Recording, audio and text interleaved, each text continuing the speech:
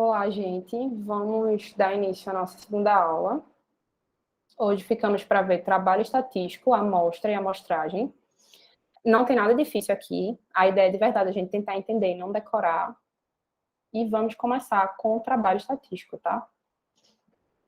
Aqui é importante a gente entender que o trabalho estatístico ele tem fases. E as fases precisam ser seguidas em ordem, certo?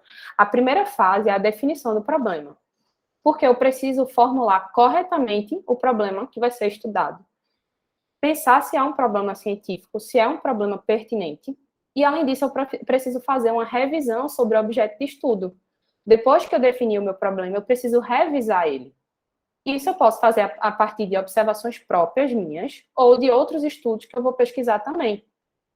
Quando eu fizer tudo isso, eu vou estabelecer uma pergunta que é uma pergunta condutora do meu trabalho. Por exemplo, aqui embaixo, coloquei um exemplo. Pessoas com diabetes do tipo 1 vivem mais que pessoas com diabetes do tipo 2? É uma pergunta condutora, é o que vai conduzir o tempo todo o meu trabalho. E é o primeiro passo. É definir o problema. Depois a gente vem com a definição do objetivo. A gente tinha visto lá com Iana que o objetivo, ele sempre precisa vir com o verbo no infinitivo, certo? E a gente precisa ter em mente que esse objetivo, ele nem sempre vai ser alcançado. É bom começar o trabalho estatístico já com essa ideia que nem todos os objetivos vão ser alcançados. Além disso, a gente precisa estabelecer esses objetivos antes da coleta de dados. Por quê? Vamos dar um exemplo. Eu vou fazer uma pesquisa com 20 alunos sobre determinado aspecto. Aí eu determinei que o meu questionário vão ter 10 perguntas. Mas depois eu mudei, sei lá, quando chegou no 7º aluno, eu quis adicionar outro objetivo no meu trabalho. Eu tive uma ideia de outro objetivo. E aí eu acrescentei mais 5 perguntas no meu questionário. Isso significa que os 7 alunos que eu entrevistei, eles não vão ter acesso a essas 5 perguntas. E isso pode mudar completamente no resultado do meu trabalho. Por isso que é importante eu estabelecer esses objetivos antes, certo? Aqui é a parte do planejamento. Esse planejamento é muito importante porque a gente vai entender como e quando eu vou resolver o meu problema. Além disso, eu vou também determinar o procedimento que vai ser realizado, porque existem procedimentos que exigem muito mais tempo do que outros.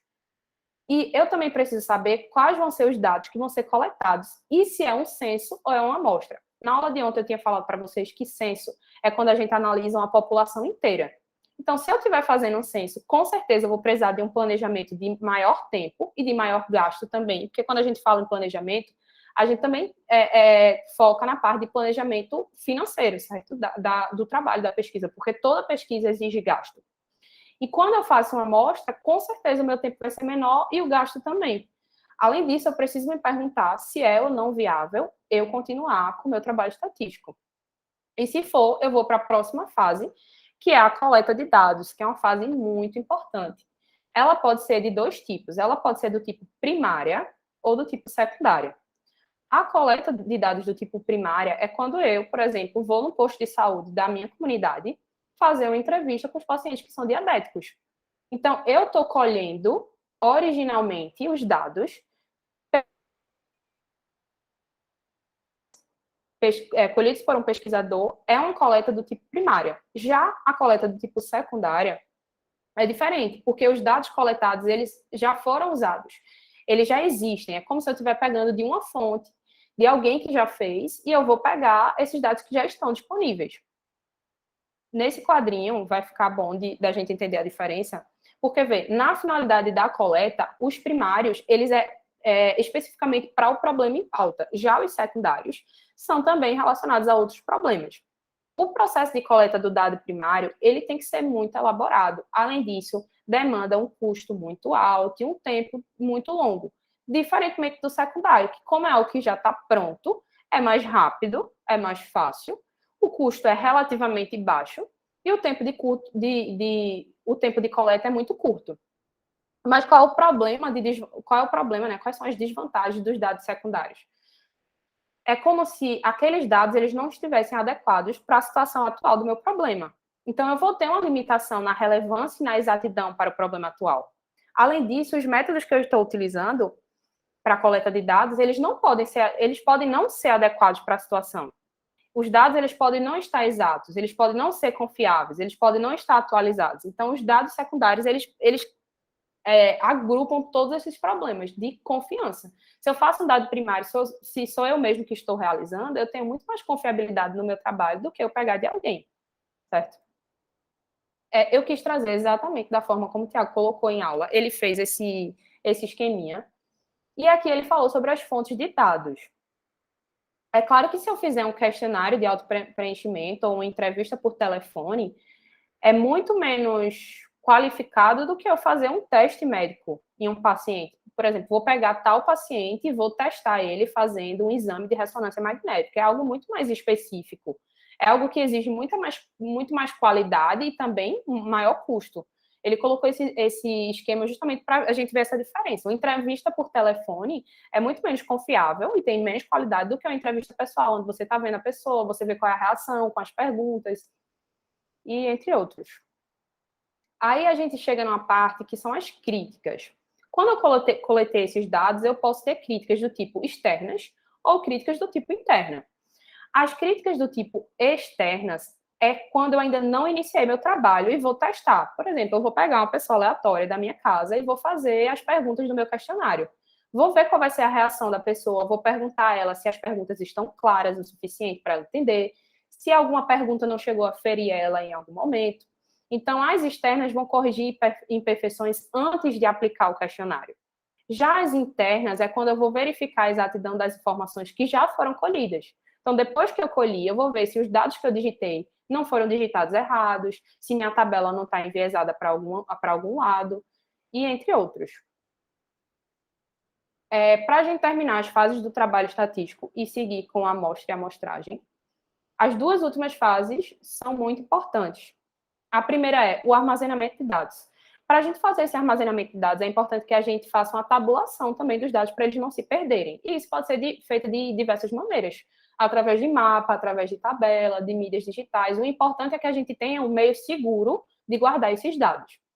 E a última fase é a interpretação.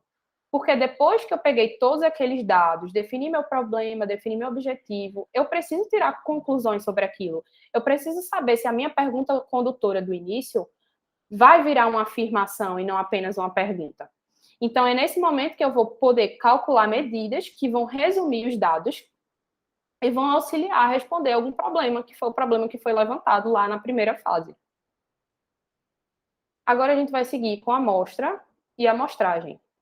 Como eu já tinha falado um pouco sobre isso, né, na aula de ontem, deu uma visão geral do que é a amostra, a gente vai começar aqui um processo de entender como realizar uma amostra. Por quê? Por que eu vou realizar uma amostra? Quais são as vantagens? Primeiro, menor custo.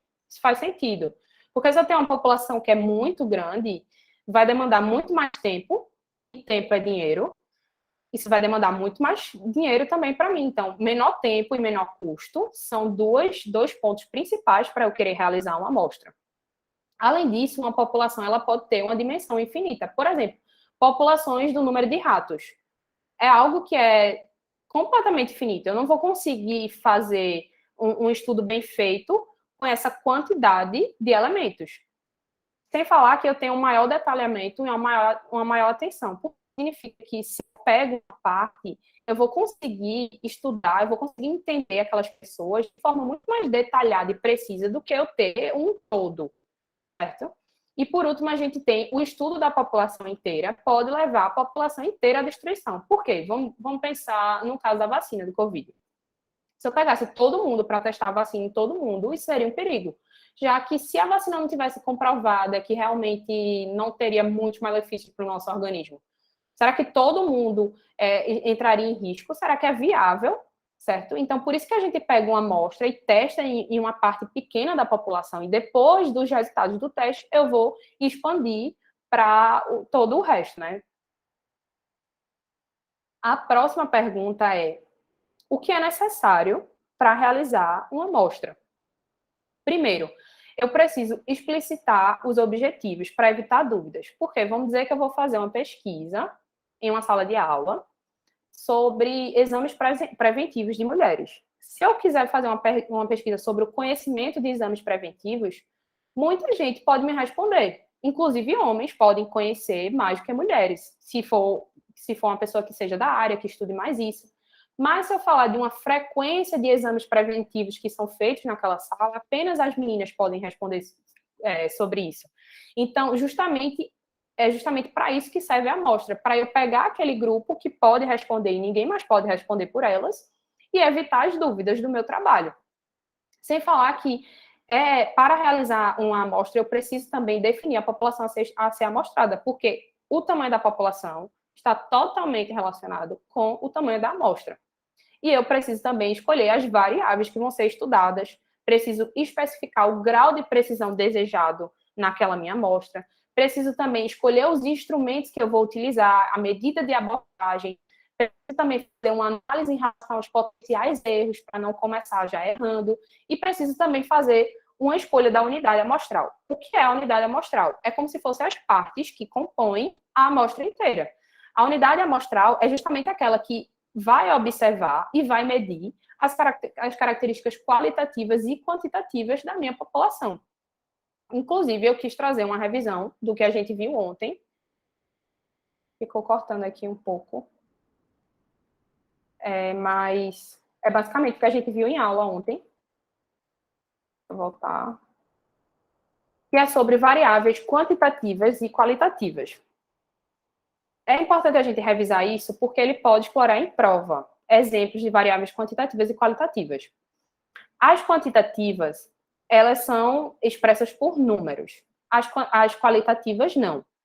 As quantitativas têm dois tipos, as discretas e as contínuas. As discretas é quando eu tenho um número inteiro. Eu não posso fracionar esse número. Por exemplo, vou fazer um levantamento no hospital do número de nascidos naquele dia. Eu não posso dizer que 10 pessoas e meia nasceram. Foram 10 pessoas, então é um número inteiro. Outro exemplo que Tiago até trouxe em aula com um joguinho que ele fez. Número de leitos de um hospital. Eu não posso dizer que tem 5 leitos e meio. Eu só posso dizer que tem 5 leitos. Eu ainda tenho uma variável quantitativa do tipo contínua. A do tipo contínua são números reais. Por quê? Os números reais, eles englobam, inclusive, os que são racionais e que podem ser fracionados. Por exemplo, o peso, a renda de um paciente. Vamos dizer que um paciente ganha R$1.000 e, sei lá, 60 centavos. Então, como é fracionado, são variáveis quantitativas do tipo contínua. Já as qualitativas, que eu não preciso de número, elas são de dois tipos, as nominais e as ordinais. Primeiro, as nominais, elas não precisam de ordem. Como, por exemplo, o tipo sanguíneo. O tipo sanguíneo A, B, AB ou O, eu não preciso de ordem, porque não necessariamente um está acima do outro. São só tipos diferentes. Inclusive, isso é um tipo de variável qualitativa polinomial, porque eu tenho mais de uma característica. Por exemplo, AB. Já a ordinal, eu preciso de ordem, e o próprio nome já sugere, inclusive. Por exemplo, o grau de escolaridade. Quando eu quero botar primeiro grau, segundo grau, terceiro grau, eu preciso de uma ordem. Sei lá, classe média alta, baixa. Então, essa questão de classe social, grau de escolaridade, tudo é sobre ordinal. Precisa de ordem e é qualitativo, porque eu não estou fazendo nenhuma expressão com números, certo? Aí a gente segue perguntando como eu vou estabelecer uma amostra. Primeiro, essa amostra ela precisa ser suficientemente grande, ou seja, representativa. Isso não significa que a gente tem que se apegar ao conceito de tamanho, até porque eu posso ter uma amostra muito grande, porque eu peguei de uma população muito grande. Mas isso quer dizer que, por exemplo, se eu tenho 107 pessoas disponíveis, eu escolho entrevistar 100 pessoas, é muito melhor que eu pegue as outras 7, porque eu tenho risco de ter muito erro, eu tenho margem de erro no meu trabalho. Então, é interessante que eu pegue uma amostra suficientemente grande e representativa da minha população. Além disso, as escolhas elas precisam ser feitas ao acaso. Isso é quando eu vou ter sorteio. E o que é que o sorteio faz? O sorteio, ele retira a subjetividade da escolha do pesquisador. Eu fiz até uma relação com a epidemia, que Camila vai mostrar para vocês lá na frente. Porque lá na epidemiologia clínica, a gente tem um tipo de estudo que é o ensaio clínico. E o ensaio clínico, ele usa um método de randomização. O que é a randomização? É justamente isso. A gente escolher as pessoas ao acaso, a gente fazer um sorteio. E o que é que essa randomização faz? Ela afasta o viés de seleção. É muito mais confiável eu escolher pessoas aleatórias do que eu estar vendo, ou então ter algum, sei lá, algum viés para determinada pessoa. Isso vai acabar influenciando na minha confiabilidade do estudo. Então, é por isso que a amostra ela precisa ser estabelecida com escolhas ao acaso. A próxima pergunta é: qual é o tamanho ideal da amostra? Veja, não tem tamanho ideal. Por quê? Porque isso vai depender totalmente do tamanho da população-alvo e também do meu tipo do problema. Porque se eu tenho uma população muito grande, a minha amostra também vai precisar ser maior. Além disso, eu tenho uma relação aqui com os tipos de variáveis que a gente já viu. Relembrando, a gente viu quantitativas e qualitativas. Com certeza, números são mais precisos do que palavras. Então, significa que eu tenho, se eu tiver uma variável do tipo quantitativa, eu vou precisar de uma quantidade de gente muito menor. Vou precisar de uma amostra menor.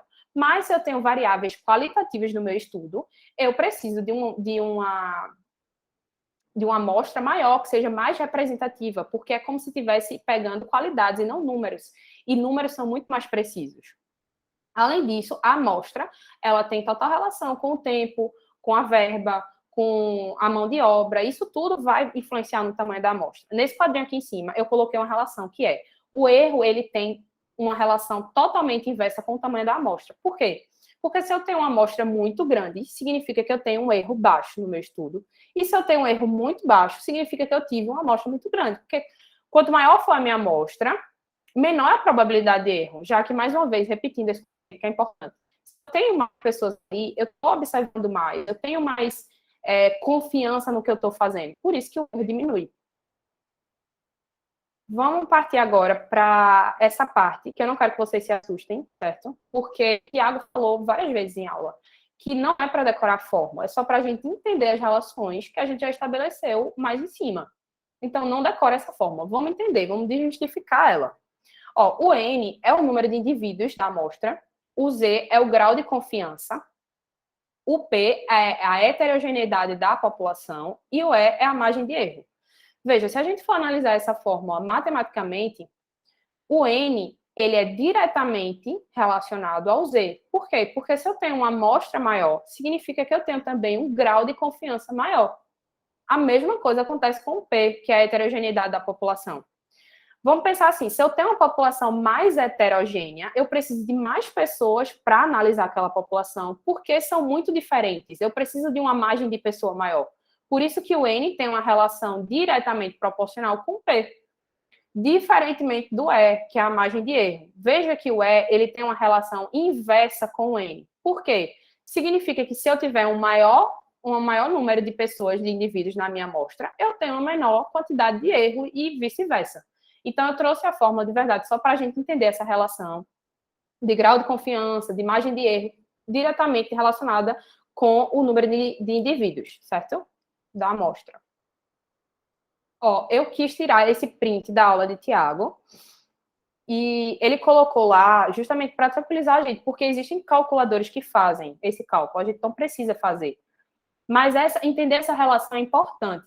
Acompanha aqui no primeiro quadrinho. A gente tem um erro amostrado de 5%, tem um nível de confiança de 95% e uma amostra de 278. Vejam que quando eu reduzi o meu nível de confiança, que foi para 90%, eu também reduzi a minha amostra, que foi para 214. Olha a diferença de quando eu saltei aqui, que está marcado em vermelho, do erro amostral de 5% para 10%. Lembra que o erro amostral é o Ezinho, que está lá na fórmula, e ele é inversamente proporcional ao número de indivíduos? A gente vê que quando eu subi o erro, eu diminuí o número da minha amostra. Então, significa que se eu estou aumentando o erro, eu estou também diminuindo a quantidade de indivíduos da minha amostra. Eu coloquei esse se liga aqui porque é importante a gente entender que uma amostra ela não representa perfeitamente uma população. Sempre vai existir o erro amostral, porque o erro amostral é um erro do tipo sistemático. O que é um erro sistemático? É um erro que eu não posso evitar, ele está no sistema, eu não posso evitar. Eu vou citar um exemplo, coloquei esses números aqui para citar um exemplo para vocês. Vamos dizer que eu vou fazer uma pesquisa com um grupo de pessoas em uma sala de aula, e eu descobri que a média da altura daquelas pessoas é 1,64. Mas no dia que eu fui fazer minhas perguntas, muita gente faltou a aula.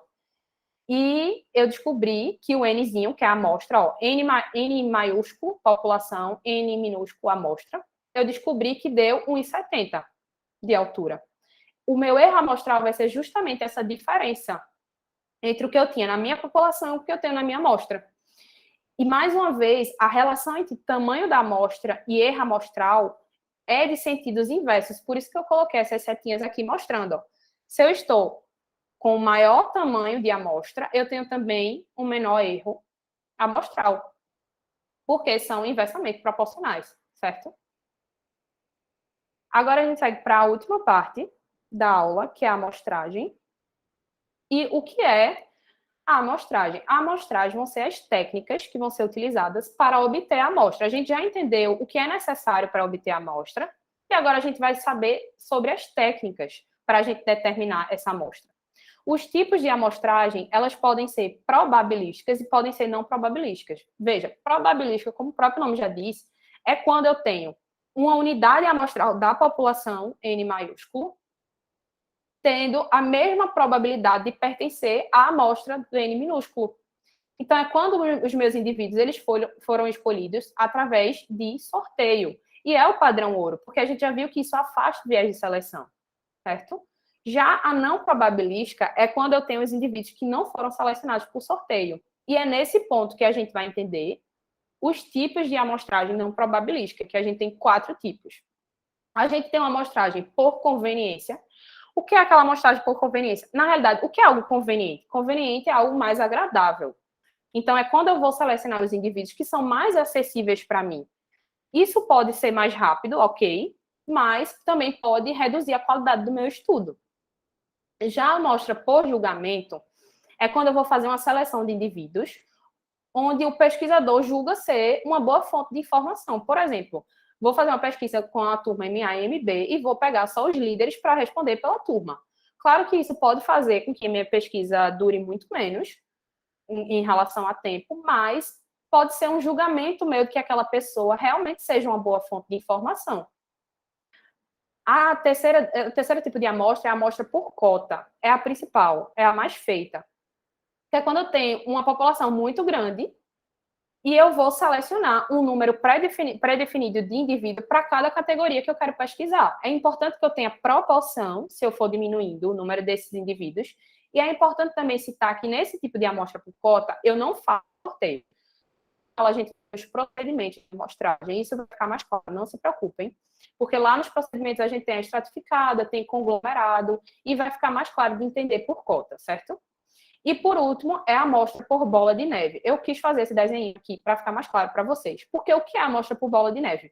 É quando eu vou entrevistar um indivíduo e o mesmo indivíduo que eu entrevistei vai indicar mais outros indivíduos para pesquisa e acaba que vai se tornando uma bola de neve. Esse daqui indicou o outro, esse outro indicou mais 3, esses 3 vão indicar mais... Enfim, se torna uma bola de neve.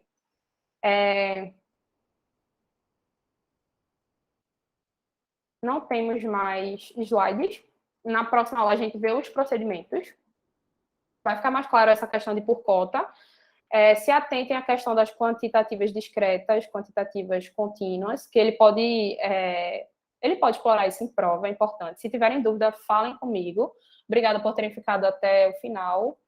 E qualquer coisa, estamos aqui para ajudar vocês.